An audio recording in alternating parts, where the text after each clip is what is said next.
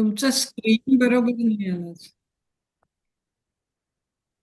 Screen तुमचा तुमच्या ह्याचा दिसतोय. आता आता ठीक हो, दिसतोय. आता ठीक आहे. या.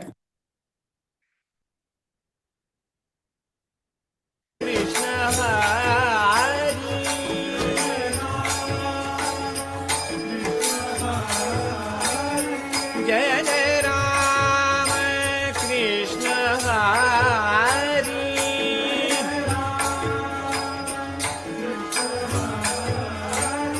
जय जय राम कृष्ण हरी. जय जय राम कृष्ण हरी.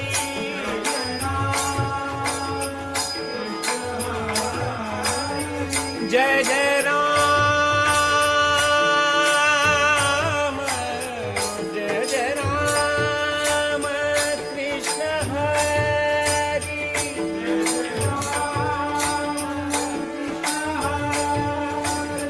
जय जय राम कृष्ण हरी.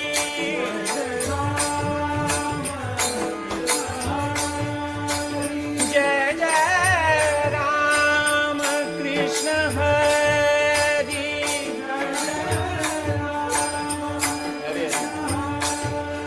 जय जय राम कृष्ण हरी.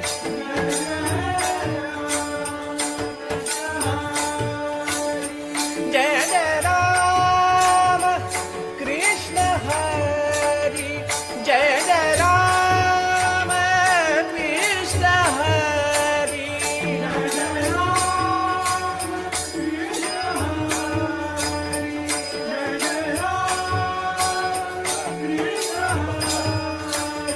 जय जय राम कृष्ण हरी.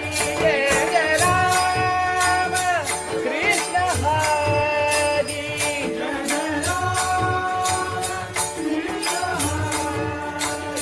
जय जय राम. जय जय राम. जय जय राम. जय जय राम. जय जय राम. जय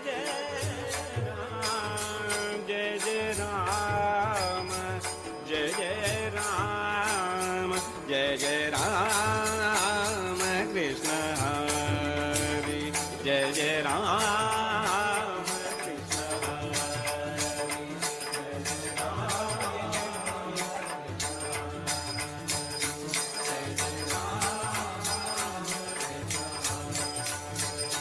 जय जय राम कृष्ण हरी. जय जय राम कृष्ण हरी. जय जय राम कृष्ण हरि. जय जय राम कृष्ण हरि.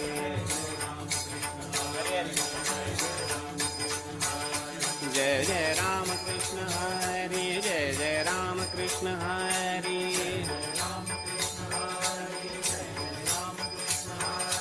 जय जय राम कृष्ण हरि. जय जय राम कृष्ण हरि. जय जय राम कृष्ण हरि. जय जय राम कृष्ण हरि. जय जय राम कृष्ण हरि. जय जय राम कृष्ण हरि. जय जय राम कृष्ण हरि. जय जय राम कृष्ण हरि. जय जय राम कृष्ण हरि. जय जय राम कृष्ण हरि. जय जय राम कृष्ण हरि. जय जय Ram Krishna Hari.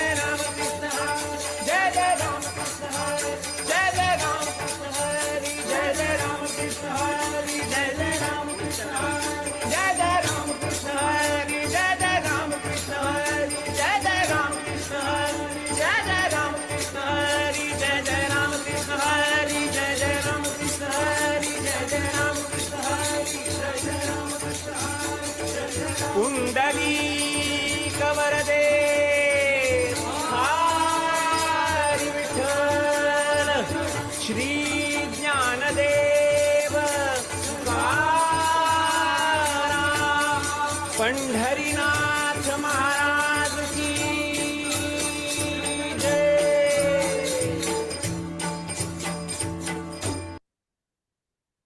Hari Om to everyone. Our chief guest is here.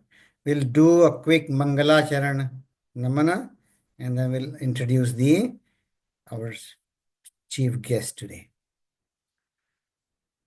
Om.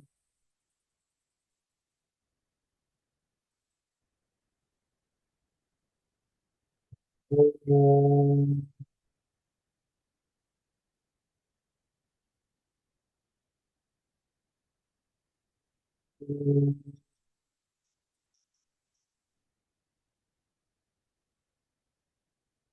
Shri Ganeshaya Namaha.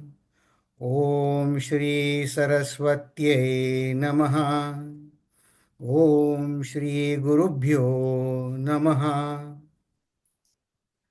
शुका सारिखे पूर्ण वैराग्य जाचे वशिष्ठा परिज्ञान योगेश्वरासे कवी वाल्मिका सारिखा मान्य ऐसा नमस्कार माझा सद्गुरु रामदासा नमस्कार माझा सद्गुरु रामदासा जय जय रघुवीर समर्थ. नमस्कार तुम्हा सगळ्यांना. आजचे today I should speak in Marathi. Welcome Meenal ji. Meenal ji is joining us from Malaysia and I had a great privilege to be a co-student with her. But then actually it's a too much exaggeration to say that I was a student next to her, because there were, in a batch, there were so many students and there mostly were like Meenal. There are few exceptions like me, but then she was like, and most of them, the young students were like, if they don't get it, then I am not expected to know. So that type of, so we used to look at Meenal when we were studying. If she says yes or she doesn't understand, then anyway. So she was our leading light, an extremely scholar. She's an avid lover of music. And for our introduction, she, at young age, she decided to plunge in Vedanta studies. And now she is serving the Malaysia Chinmaya mission, goes to several high schools. And I believe you take at least 2 or more classes every day, Meenal.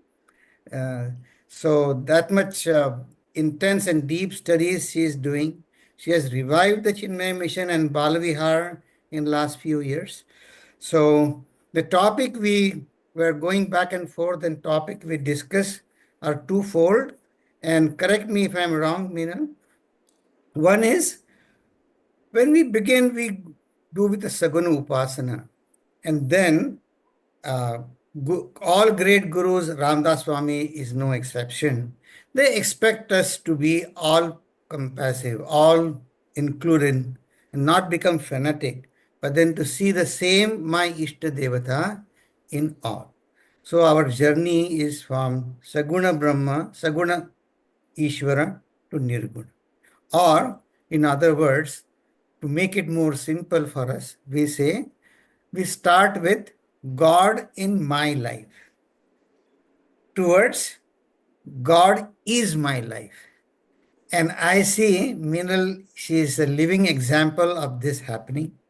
I was also privileged to associate with her after coming to US when she taught us Sarva Siddhant Vedanta Sara Sangraha. We used to read a commentary together, and I still fondly remember. And I still am hopeful that she will continue that class Sunday. She cancelled because of her overwork in Malaysia. So, Meenal, I truly, truly appreciate you coming here. And All yours. Hari Om, everyone. Uncle, just a quick one. Can we unshare the screen so that I can see everybody? Right. So I'll stop sharing. Okay. Now That's better. remove my focus. That way, That how way do I then I can remove? see Okay. everyone. Okay. Thank you Now so it's much. much better. Great. Hari Om, everyone. Humble pranams to everybody. Uncle Arvind, as usual, is very effusive in his praise. He's very kind. But I think we were both privileged to study under this lineage, this blessed lineage, and to have been fellow students, picking up whatever little grains that we can from that ocean in the form of Guru and Shastra.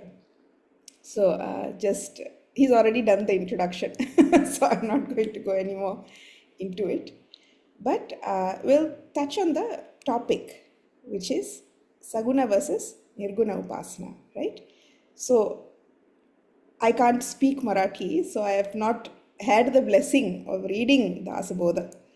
But the beauty of Vedanta is, in any language, it communicates the same thing. So when he said this was the topic, I said, very good. Chapter 12 of the Gita will also do the work. And this particular topic is so beautifully expounded in the Gita chapter 12, path of devotion. So the first thing is, when I was looking through Guruji's commentary, the first thing he said was, a true seeker does not differentiate between Saguna and Nirguna. He doesn't hold on to just Saguna and say, this alone is truth. Neither will he hold on to Nirguna and say, this alone is truth. He is able to accept that both are of different degrees of reality. So there's no fanatical obsession with either. The phrase that Guruji has used is that he quotes Gurudev here. We're talking about the sadhaka who is mature enough to understand the nature of Saguna and Nirguna. He may, because of his natural inclination, worship or meditate on either or both. But in his heart, there is no conflict or contradiction with either aspect. Gurudev Swami Chinmayananda was well established in the truth without qualities and also reveled in the form, qualities, and the playful or sporting aspect of God. Devotees seeking through either aspect reach the same truth. So when it comes to Saguna and Nirguna, it's not like we need to establish a hard line where I am either just this or just that. In fact, the most mature seeker knows how to accept both and knows how to revel in both. That's the first step. So there's no superiority, inferiority grade in Saguna or Nirguna. And this is extremely important because on this path of Vedanta, if we are not careful, somewhere this will come. Nirguna Upasana is supposed to be superior to Saguna Upasana. It's not like that. In fact, Arjuna begins the chapter 12 with this question only. Bhagavan, which is better? And in fact, Bhagavan answers, it's not about which is better, it's about what works for you. And that's the thing we have to understand about sadhana. What works for me? Where do I stand? Shivratri, I was looking through all the messages that came from the mission. And Guruji shared one small clip, which is absolutely beautiful and I think was very, very much necessary for seekers. He said as a young brahmachari, he was, when he had joined Sandipani Sadhanalaya, and our Jagadishwara Mandir, Bhagavan Jagadishwara was there. So beautiful, the temple, when it was built. Unlike today, where hundreds and thousands of people come on Shivratri day, that was the time where the mission was still in its initial stages. So not many people would be there. So, and they used to have Akhanda Japa going on. Om Namah Shivaya. So Puja Guruji said we were all assigned slots and we would go and sit. So he said, I went alone, very enthusiastic, young brahmachari I was. I went and I sat and I closed my eyes with my back straight, and I started Om Namah Shivaya, Om Namah Shivaya, Om Namah Shivaya. After some time, I thought, okay, at least 45 minutes must be over by now. And I slowly opened my eyes and checked the clock, and I realized 45 minutes was left. Only 15 minutes was over. So then he said, I immediately said, okay, close my eyes, continue, but now after this I don't want to open my eyes and check the clock anymore. Why? Because I'll get disappointed. So much time would be left. So I closed my eyes and I kept going, Om Namah Shivaya, Om Namah Shivaya, Om Namah Shivaya. So he said, the people who would have been there, they would have looked at me and they would have thought, see, young brahmachari, how absorbed, how, lost he is in devotion. And Guruji said, little did they know, I was waiting inside thinking, when is this hour going to end? So the beauty of the message that Guruji gave was, it's not about what I achieve. He says it's not about that absorption part. My job was just to persevere through this sadhana, whatever my mindset may be. Whether my mind was calm, whether my mind was agitated, whatever be my mindset, my job is only one, to persevere through that sadhana.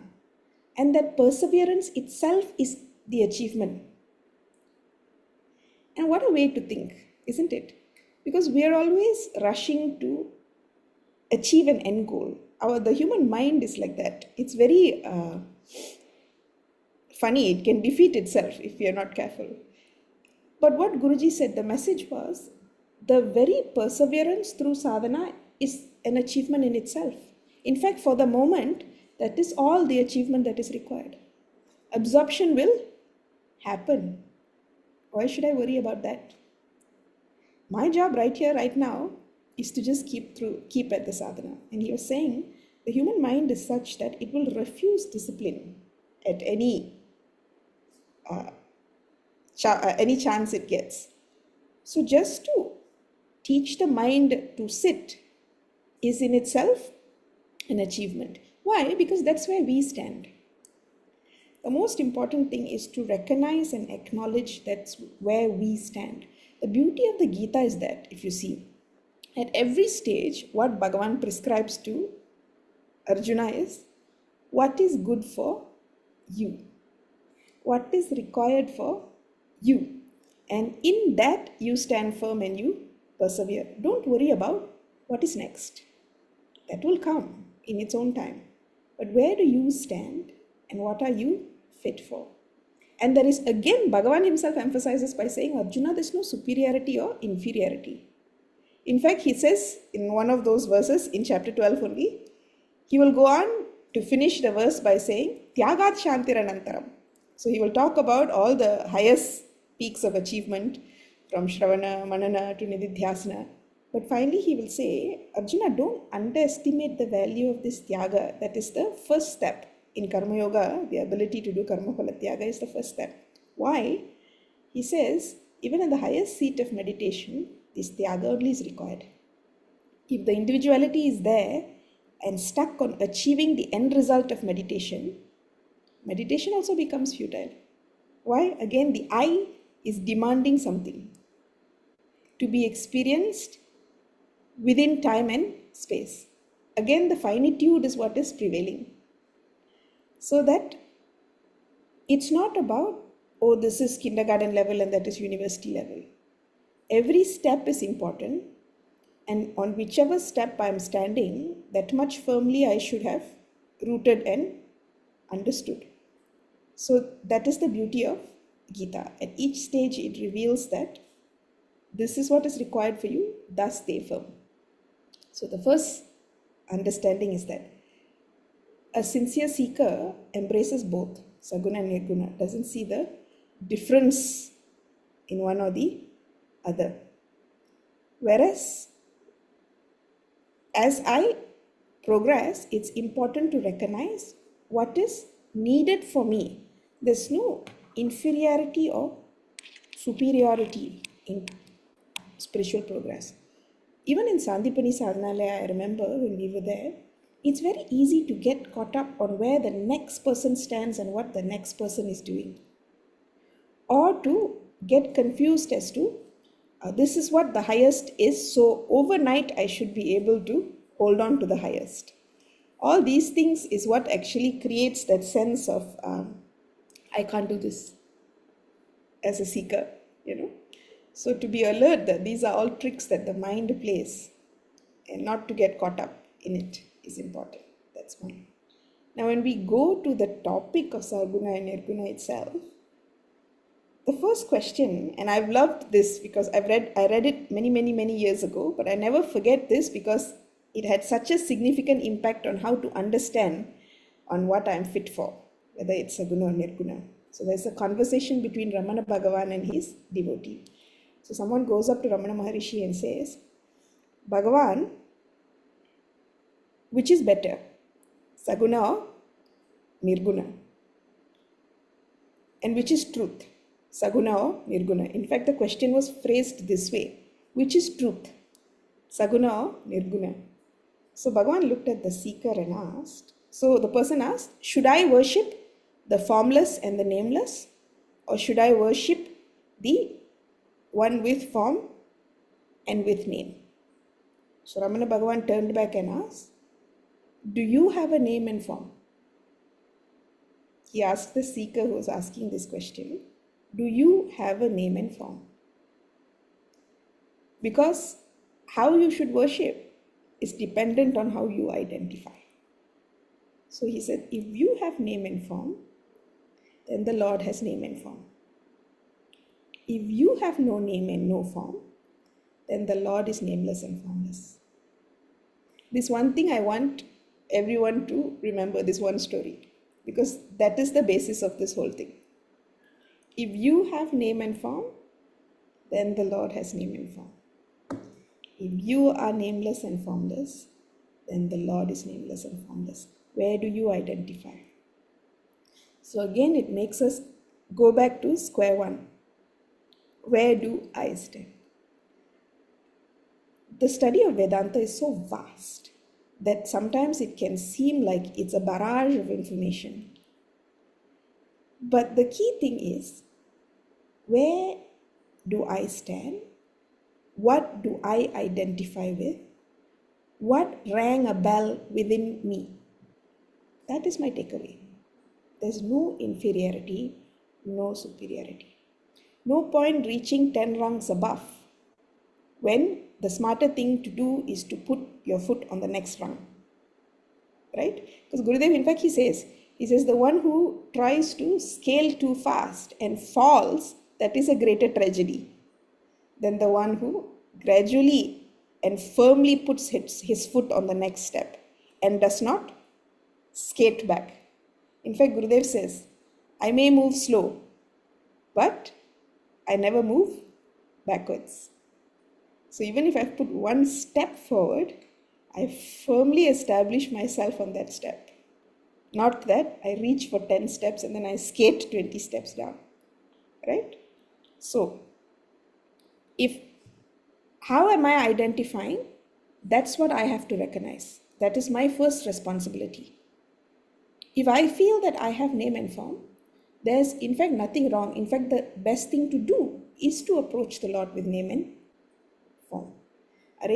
And why, when there is so much joy, even in Saguna Upasana, why should we get caught up on what is inferior and what is superior?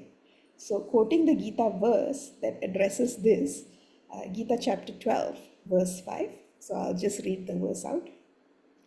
Kleshodhikatarastesham avyakta chetasam avyakta hi gatir dukkham dehavadbhiravapyate. So reading the meaning, greater is their trouble whose minds are set on the unmanifest. For the goal, the unmanifest, is very hard for the embodied to reach. And that is the key. Dehavadbhir avapyate. When that I plus I want is still strong in us, then to pursue the path of Nirguna is challenging. That's why even for Arjuna, Bhagavan says, Arjuna, Karma Yoga. although he reveals the truth of the entire gamut of the Vedantic knowledge. But when Arjuna asks, what is my sadhana? He says, Karma Yoga, Arjuna. And then when Bhakti Yoga starts and Arjuna says, what is my sadhana? Bhagavan says, Bhakti Yoga, Arjuna. And then the next 6th chapter comes and he reveals that oneness also. After that, Arjuna doesn't ask question anymore. He says, Bhagavan, as you say, I shall do. As simple as that. As you say, I shall do. And he has understood that the mind will come to that stage. And it did. When Bhagavan Krishna dropped his physical embodiment, after that Purna Vairagya had set in for all of them. Atyanta Vairagya set in and they left. So that gradual maturing process is something that even Bhagavan has recommended. So if I have a body and I have a mind, and if I have a body and I have a name and I have a form, so does the Lord. Simple. Further on this topic, Guruji says in his notes, and I love this sentence, he said there are people who are very intellectual sometimes and they can clearly explain the difference between Saguna and Nirguna, they are able to completely intellectually appreciate it. He says that doesn't matter. He says the bottom line is how absorbed you are. It doesn't matter if it is Saguna or Nirguna. The one whose mind is more absorbed in God is a greater devotee. Full stop. It's not a matter of what I have chosen and out of pride and out of damba, hypocrisy I show. What is inside matters. Saguna or Nirguna, bottom line is absorption. How much my mind is lost in that truth. Now going back to quick distinction between Saguna and Nirguna.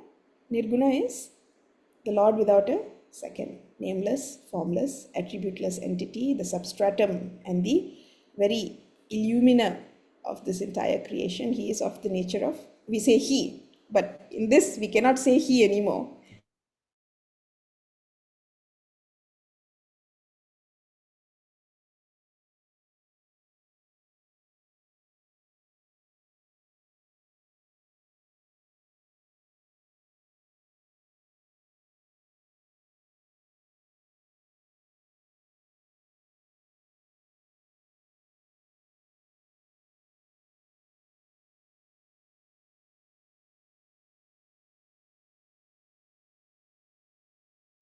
There is one very nice phrase that Guruji has used when he is speaking about Saguna and Nirguna Upasana.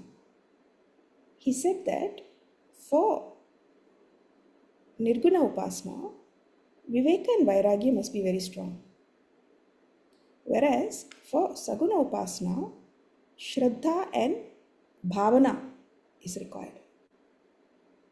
So if I am someone who is naturally inclined towards the path of inquiry, discrimination, which results in strong detachment, then I am fit for Nirguna Upasana. But if I am someone who holds on with faith and with feeling and love, then my path is Saguna Upasana. So let's just look at a little bit this distinctive features between Saguna and Nirguna Upasana. So if my mind is extrovert by its nature, then absorbing it in a nameless, formless aspect becomes a lot more challenging, right? So for someone of such a mind, then to be able to hold on to forms, qualities is very helpful. It is a tangible support system for such a mind. Even japa is an alambana only in the end. They talk about an elephant's trunk. If it has nothing to hold on to, it will grab everything, an extroverted mind. But if you just give it even one small stick to hold on to, then the trunk doesn't create as much chaos. Why? Because it has something to hold on to. Whether it is a name, whether it is my own breath, whether it is a form, whether it is a quality, an attribute, it helps to have something tangible to hold on to. So that is one. The next thing is, if I still have many attachments to bodily comforts, pleasures, objects, then I'll find it very hard to hold on to Nirguna. Why? The I plus I want is still very strong. So those vasanas will keep dragging me back down that path. So if I admit to myself that at this stage I'm still very much attached to such comforts, then Saguna is easier. And what does Saguna do? Saguna employs the bodies and the senses and the mind into the worship of the Lord. See, in the path of Nirguna, one has to rise above the pull of the senses. But in Saguna, you can pleasurably employ the senses in the worship of the Lord. And the beauty of Sanatana Dharma is, it gives us so many options according to our preferences. There is Kirtan, there is Japa, there is Puja, there is Seva, even food, dance, music, whatever, adornments, whatever it be, you can use it in adoration of the Lord. Fun, isn't it? So, if our senses, we are still, our senses are still very extrovertedly turned and it's hard to gain control, then sublimate the very pleasures of the senses in the praise of the Lord and in the adoration of the Lord. Right? If you have vasanas in wanting to dress something up, then dress Bhagavan up. If you have a vasana for food, then cook it and serve it as Naivedya for the Lord. Right? If you have vasanas for music, then sing the praises of the Lord. I saw a quote by Puja Gurudev during Shivaratri and it tickled me also. He said, if I have the ability to sing, then I should raise my voice in such song that it tickles the Lord to come down and spend his time in my presence. What a way to put it. That it should tickle the Lord to come down and spend his time in my presence. So if I have a voice, then let me raise it and tickle the Lord to come down and spend time with me. That tickled me a lot when I read that message. If I love dance, then may this body become the temple that becomes, that serves the Lord in the form of dance. So whatever it be, let it be engaged in the pursuit of the Lord. Let's sublimate it rather than fighting with it. Tug of war, it's easier to, give a carrot than the stick and slowly bring it to absorption. The whole idea behind our puja is that to engage each sense, isn't it? Panchopachara puja, whatever it is that we are offering, the 5 things, each of it engages each one sense and brings it to the presence of the Lord. So even in Balvihar we can do this because the child's mind can easily be brought to the Lord through all such actions. So this is one thing, where in Saguna Upasana you are able to engage the body, senses and the mind in the worship of the Lord. Whereas in Nirguna, you have to be able to withdraw. And like we said, in Saguna there is great variety. And the mind in its initial stages, if it demands variety, then give it that variety. So, through remembrance, meditation, service, rituals, whichever path appeals to me. In Saguna Upasana also, I can have various relationships with the Lord according to my temperament. Some see the Lord as their friend, some see the Lord as the master, some see the Lord as their beloved, some see the Lord as their child.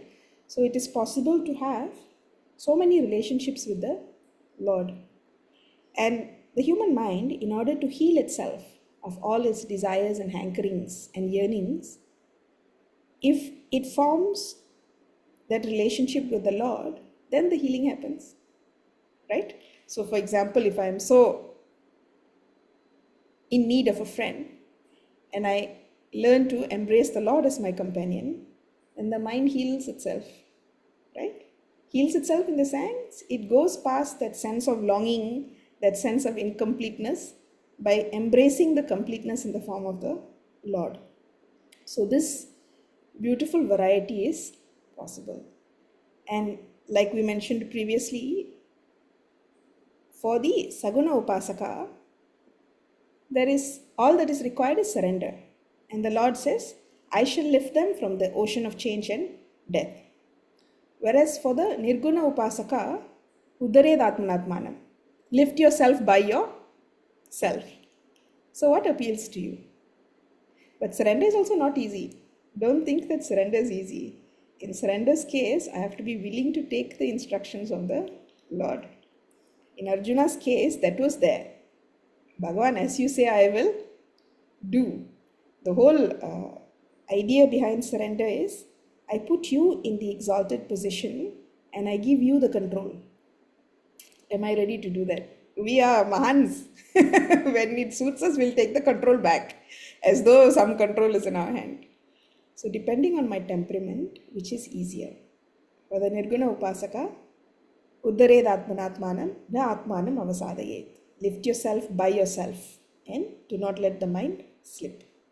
Whereas for the Saguna Upasaka, O Lord, you are my refuge. You will lift me from this ocean of samsara.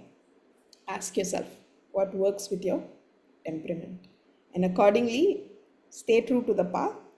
Where the time comes for me to mature from one to the next, then Bhagavan himself will pave the path. In the study of Vedanta, the first thing that reaches us is intellectual understanding. But for the transformation to happen, there is a period of time in which I need to invest my effort accordingly. So, like we said, patience and the intelligence to recognize where I stand and the sincerity to remain true to the path that I have chosen is what is required in this journey of evolution. So I'll pause the session there and I'll take any questions if there's any. So far clear? Saguna and Nirguna? At least this is how much I have understood from going through that notes of chapter 12. And it has made sense to me in this way. So I'll hold here and I'll open the floor to questions. I have several questions, but then you please go ahead and unmute yourself and ask the question to Meenal ji. Meenal ji also our listeners would love to hear your Chinmaya mission work in Malaysia. And Yeah, so I've saved if some time last permits, but then questions. let the questions come from the audience first. Yeah, so I've saved, that's why I've stopped like about 40 minutes before, so 20 minutes before, so we can take that later at the end. Anybody? Yeah, Go ahead, my Shilpa. yeah. Hello, Meenal ji. Thank you so much for making the time.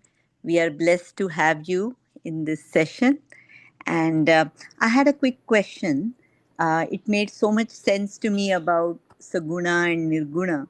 And most people have a name and form. So is that why we have deities, we have idols, and Absolutely. and people want to follow an idol, they want to create an idol of the god or goddess that they want to follow. So it kind of suddenly made sense to me, and this is a question that many people ask me about Hinduism. Why do you have so many goddesses and gods and in the form of a human being? And I think that's where this originates. Absolutely. That's why I said that's the beauty of Sanatana Dharma. It never rejects. In fact, it embraces and it makes way. So, according to our temperament. See, even Ishta, at least from what I have understood, our mind becomes naturally inclined to a particular name, form, and qualities because it is those qualities that I seek to embody.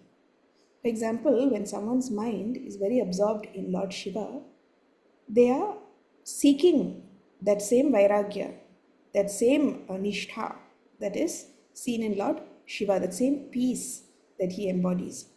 those who love Bhagavan Krishna, it is that the need for love, the need to embrace with love, the need to be embraced with love. So then love becomes the path. Why? Because their predominant temperament is such. So who is saying there's only one way? All paths lead to the Lord. All rivers will flow into the ocean. So the beauty of Sanatana Dharma is this. It gives us such options and such variety. So according to my temperament, what is the bottom line? May I become absorbed. Right. Whichever way possible, may I become absorbed.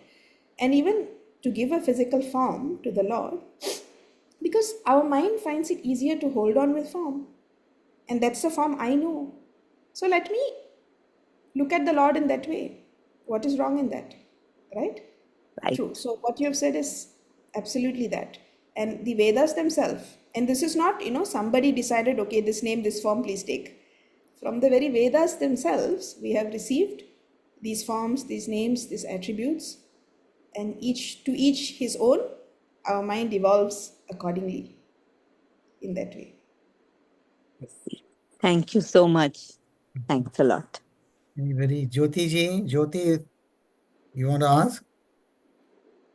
Go ahead. You can unmute yourself. Thank you, Meenalji. That was really an astounding. I don't even know where to start framing my question to you.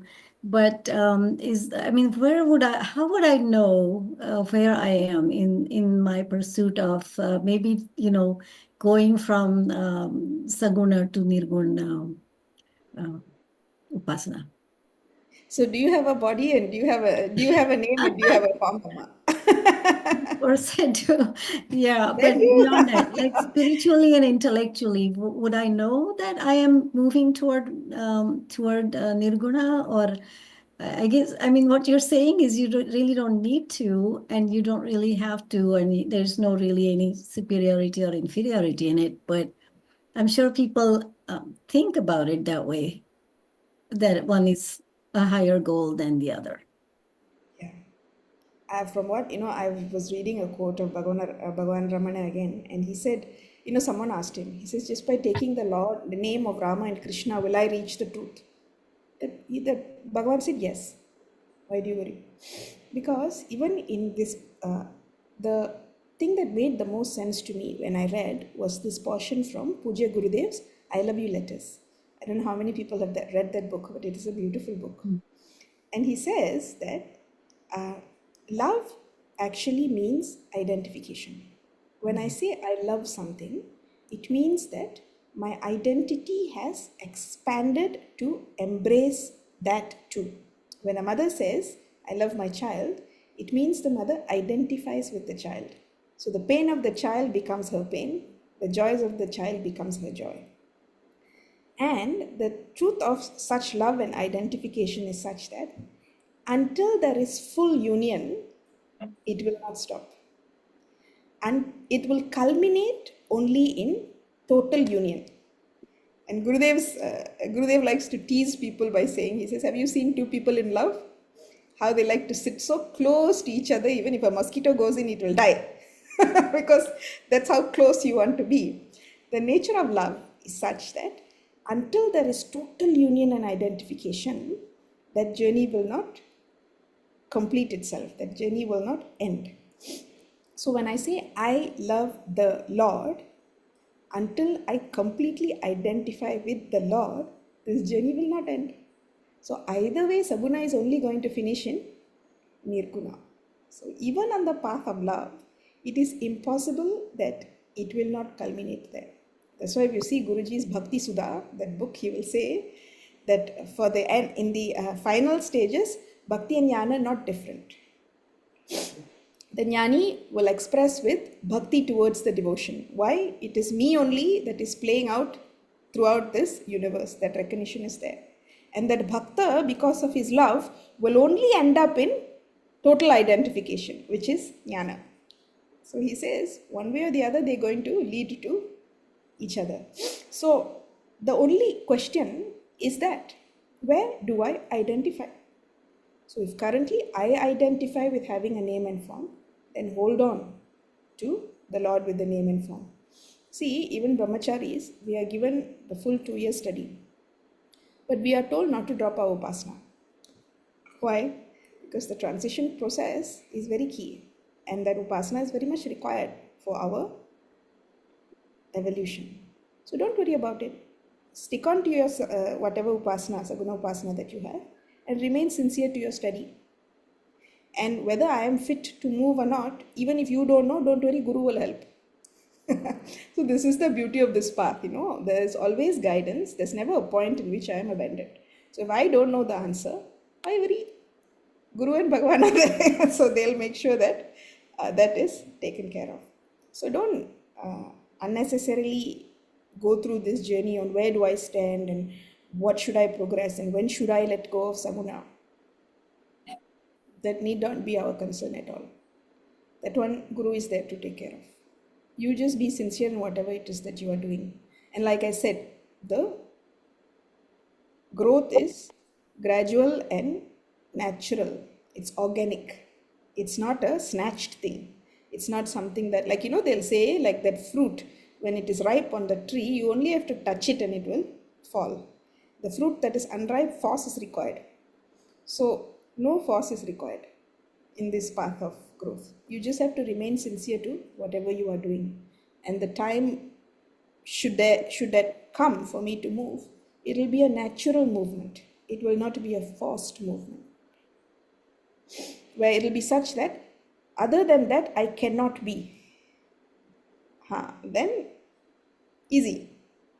The struggle, then why? Sadhana need not be struggle. At least that much I have understood. It need not be struggle. It requires regularity and it requires sincerity. Discipline is required. But the sadhana itself need not be struggle. Hari Om Meenal. I'm Hari sure Om. what Shobhaji, go ahead. Yeah. I have been in Chinmaya mission since very, very long time. What I think, maybe I just want clarification. It doesn't have to be one path actually. It is two.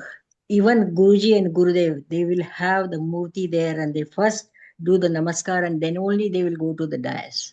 Correct. So it is not, in my opinion, it is not necessary that you should have, you may have predominance of Nirguna Yes. or Saguna. Correct. But Correct. it doesn't have to be one. It need not be mutually exclusive. Correct. Absolutely. Initially, when we start, for example, I am talking about myself, I started with bhakti. Yeah. My mother used to go to the temples. I will go with the temples and do the namaskar and sit down and there and pray. But then when I graduated, gradually became, I met Guru very, very long time. Though I should have become a brahmachari like you, I never did, because I met him in 62 actually. And since then I am his bhakta. But for me it is both. You can do the meditation, you also can do bhakti. That's Absolutely. That's what. Even at the path of Vedanta, some people may have predominance for one or other. That is something different. Absolutely true. Absolutely Always the true. competition. Yeah. You see, even when we come into the study of Vedanta, Right. if we are honest if we are honest to ourselves, what keeps us going in this path is love for the Guru. Isn't it? Absolutely. It is love for Gurudev, it is love for Guruji, Guruji, it is yeah. love for Swamiji that inspires us. If you ask me now what keeps me here, I will still say it is love for Guruji. And it is inspiration derived from Guruji only. So we have both. We have the mind and we have the intellect. And both need to be fed. Absolutely. And both need to be guided towards The higher. getting into that one altar. So you are absolutely right in the sense that there is a predominance, but it's not necessarily mutually exclusive. And we were reading that day Gurudev's commentary on chapter 5. And he made it very clear that he says these are not parallel paths. Please understand. It is one road. Where you're standing on the road is what is making the difference. If you think they are divergent paths, that is not true. So, and given that we have body, mind, and intellect, then each one of it needs to be fed. So, the body is fed through seva. The body is elevated through seva. The mind is elevated through bhakti, and the intellect is elevated through jnana. That's why sadhana, swadhyaya, and seva are the three pillars of spiritual growth for any person, for any and every person. This question came actually when we were in Vibhuti with Swami Swarupan and the Gita camp that he did, Gita Live It recently. When he covered chapter 12, someone asked this exact question. They said, Meenalji, are they three parallel paths? Are they simultaneously practiced? Are they serially practiced? Or are they exclusively practiced? And the honest truth was, I said all statements are true. Because if I look from the perspective that I had body, mind, and intellect, then it is simultaneously practiced. Because each component requires a technique to mature it.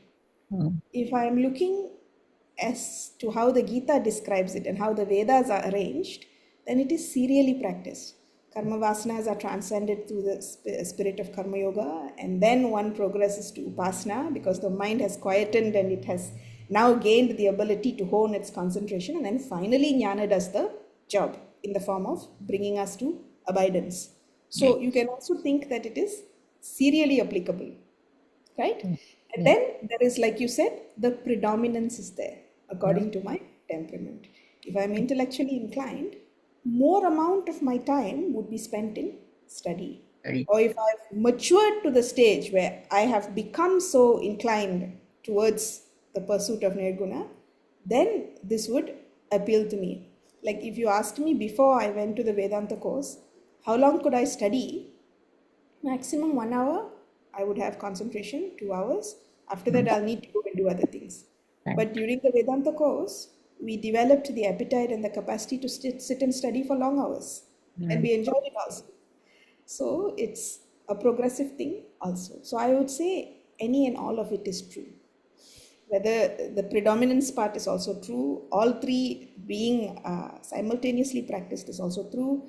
It having an applicability serially is also true. Yeah. Depending on what is required and where we stand. Yeah, Saguna Upasana is such a fun, actually, singing the glory of the Lord and dancing and all that. That's also part of it. But those people who get into Vedanta, there is nothing like that, of course. Yeah. For me, Anybody wants to raise hand, just raise hand and we can unmute. the easiest I have found is to hold on to our masters. Yeah. In Guruji, I see a Purna Bhakta and a Jnani. Yeah. So if he can revel in both, why should I not revel in both? Yeah. Simple Exactly. as that.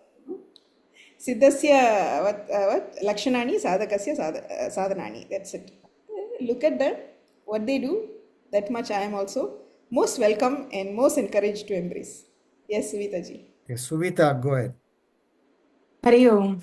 And that was a really beautiful discourse, actually, and the way with the clarity you have described it was really, really great information, and the knowledge that you gave. Copy paste from Guruji. That also needs a lot of knowledge and practice. I don't think it is very easily doable. Yeah. So thank you, thank you. I mean, my question is like as you were mentioning about the Saguna Upasana and Nirguna Upasana, and one should not switch between the two. Can you a little bit elaborate on that? I didn't say we shouldn't switch. I Yeah. said both have equal importance. There's no inferiority and superiority. According to my temperament, I am fit for a certain pursuit. That's what I said. It's not a choice kind of thing. It's what I'm fit for. Does that help? Okay. Yeah. I think my question was mainly, as you're saying, like choose that path and then try not to switch between the path, and it will come a time where you will move, you will be transferred to that other journey. So I just wanted to understand what that mean. Can it be done together, or and So when again, you it's say very that similar try to not what to do that, what Shobhaji. does that mean actually? Yeah. So it's very similar to what Shobhaji just raised, isn't it? Is it it's not is it mutually exclusive? Is it serial? Is it simultaneous? Again, per our requirement, Amma. at this stage, we can't say that I am only a Saguna Upasaka because I'm not. I'm studying Vedanta. Neither can I say I am exclusively a Nirguna Upasaka. Why? Because I do adore and revel in the form with name and in the Lord with name and form. So at this stage, is it simultaneously happening? Yeah. That's why Seva, Sadhana, and Swadhyaya are the three pillars of my evolution. This exclusivity, and then like she says, there is a predominance. I may have a certain preference for something. Like someone asked me, Meenalji, how did you spend Shivratri? Of course, there was puja at the ashram, there was kirtan, and I enjoyed every bit of that.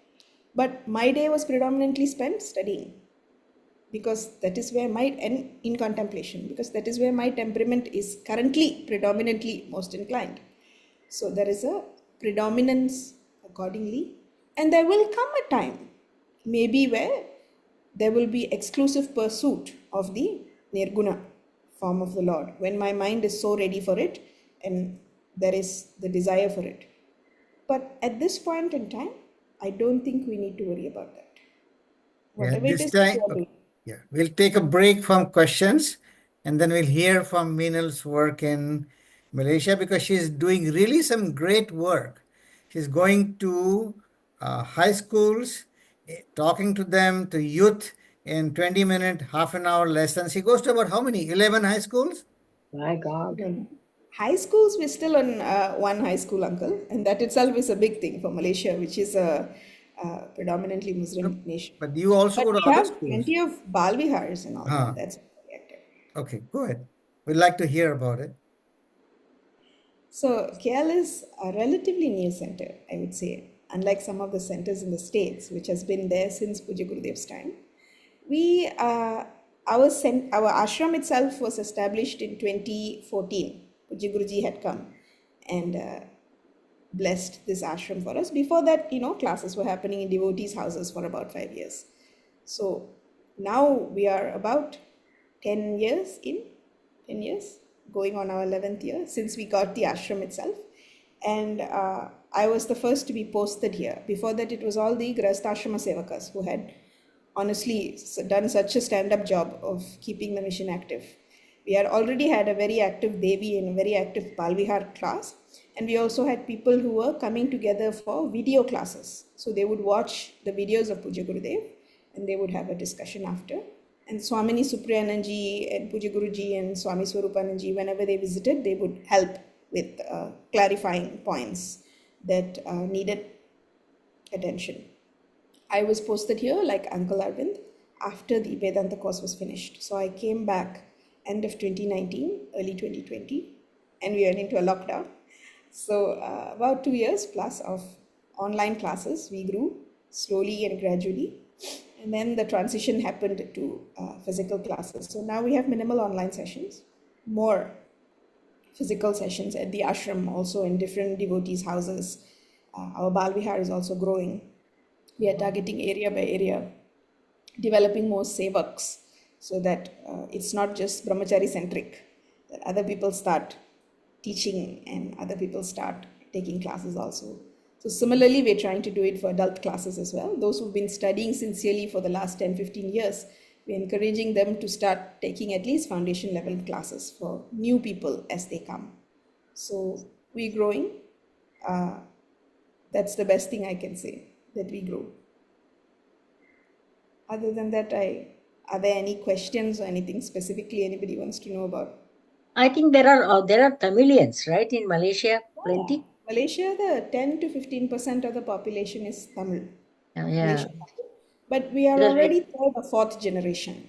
So Right. most of us do not have that connect back to India anymore. But they have retained whatever practices and rituals that they have had since their grandparents' time. And with great sincerity, they follow it. And predominantly, there's still people who speak Tamil and enjoy Tamil. Maybe not very advanced Tamil, but sufficient. There is enough love for it that they stick on to whatever practice that they have inherited very sincerely. Lots of temples. So, but the knowledge aspect is slowly finding its way in.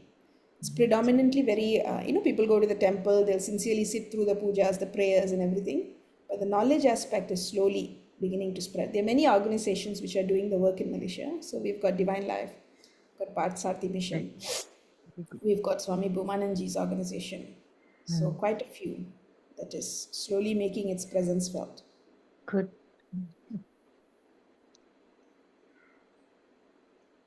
Okay. Any other questions? Anybody?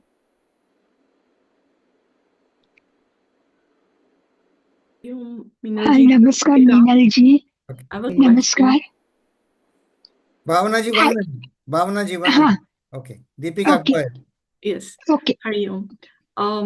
Again, beautiful chapter, beautiful explanation and pravachan here. The satsang was amazing in the presence of everybody else. And my question is primarily about the perseverance, right? You did talk about, like, sort of summarizing it. It's having that intellectual understanding, gaining that knowledge to be able to persevere on that path, the path of transformation, and still continuing to stay true to your path, to be able to reach that state, right? And in order to persevere, and during that phase of transformation, right, that's the most arduous task, and that's going to be, the testament to the fact of how sincere we are with our discipline.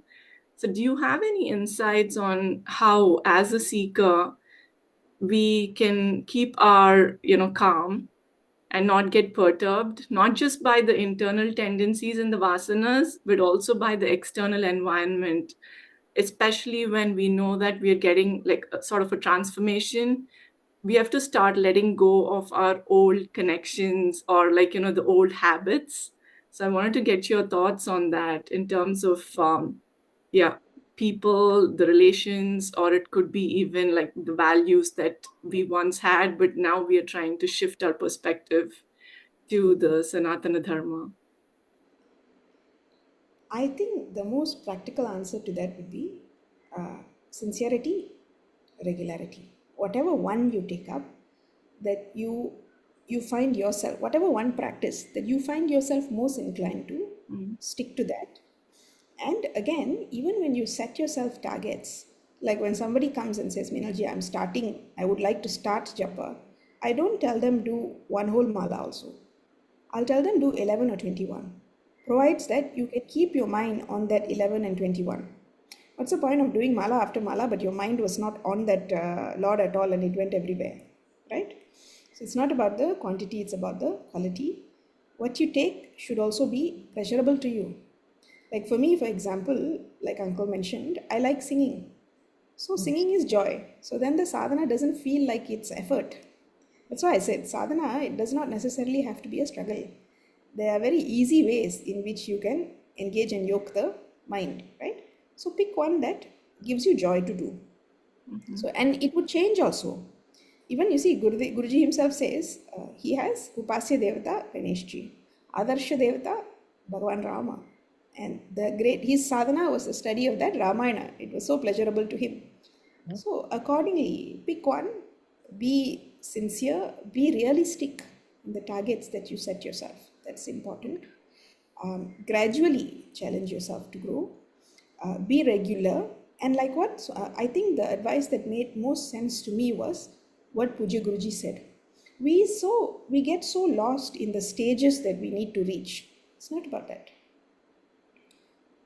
Whether currently my mind is cooperating with me, whether it is not cooperating with me, I sit and do my japa. That's all. And I don't need to worry about how the mind cooperated on one day and how the mind did not cooperate on one day. In fact, that itself should alert me as to the vagaries of the mind. And then I should ask myself, why would I want to bother and struggle with the mind? My job is just to do the sadhana. So today, if my mind is restless, it's still Om Namah Shivaya, Om Namah Shivaya, Om Namah Shivaya. My mind is peaceful and so absorbed also, it's okay. Om Namah Shivaya, Om Namah Shivaya. Avladha. Regularity, sincerity. What is happening? Where will I reach? I would say be very careful such that those thoughts does not discourage the mind from staying on the path of sadhana. In fact, that is the challenge. Not where I reach and where I did not reach.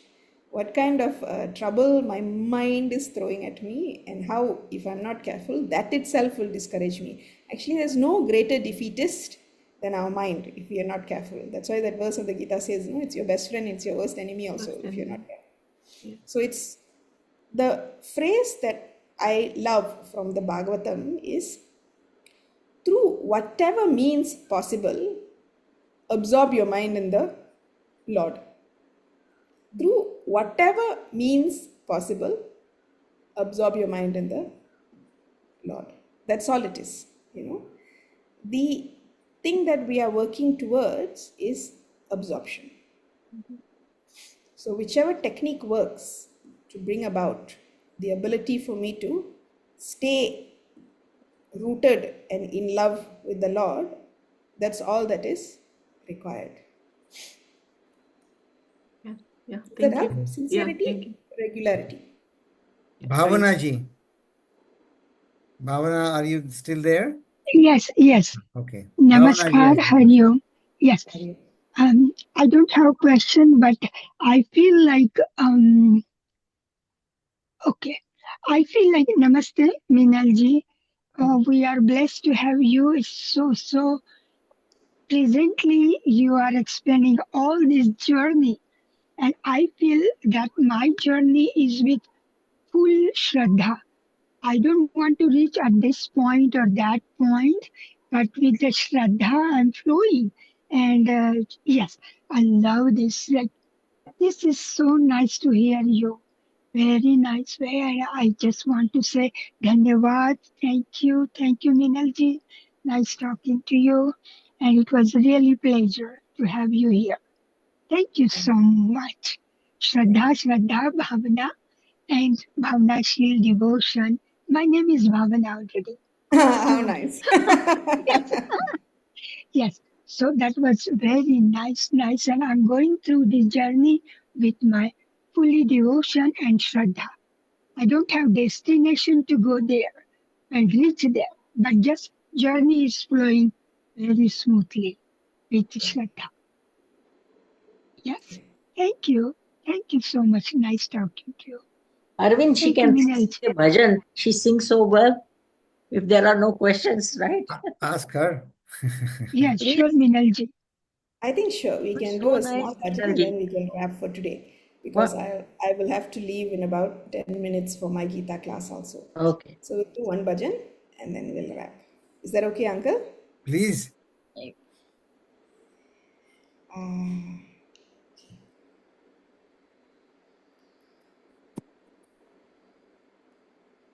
जय गङ्गजटाधर गौरी शङ्कर गिरिजावरं रमणा जय गङ्गजटाधर गौरी शङ्कर गिरिजामनरमणा जय मृत्युञ्जय महादेव महेश्वर मङ्गलशुभचरणा जय मृत्युञ्जय परमेश्वर Jaya Mrityunjaya.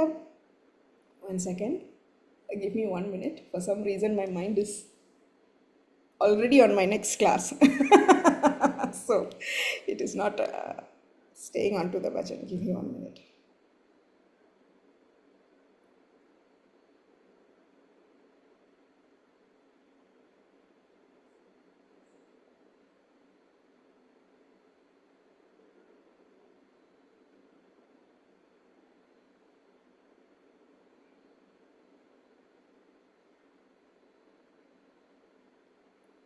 We'll do something simple.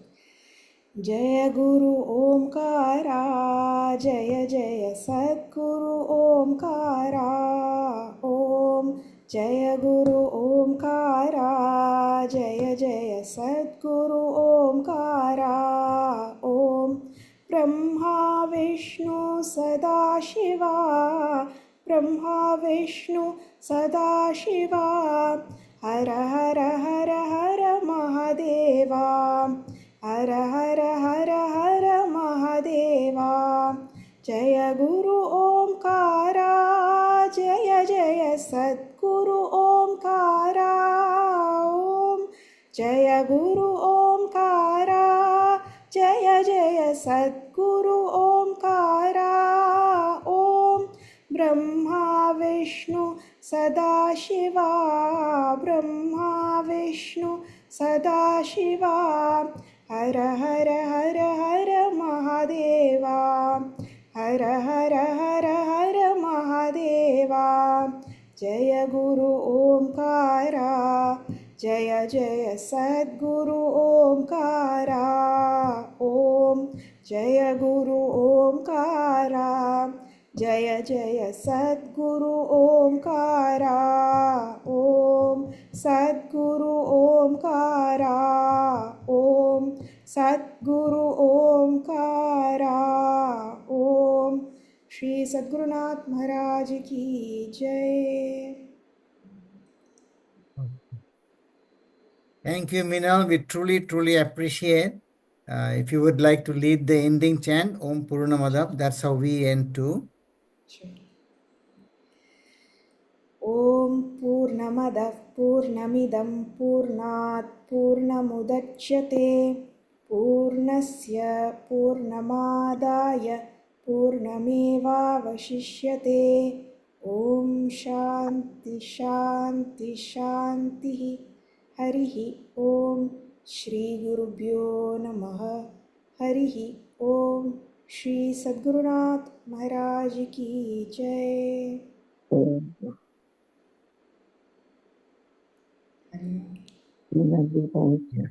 Very good. Hari Om, We'll everybody. It was stop the really a record.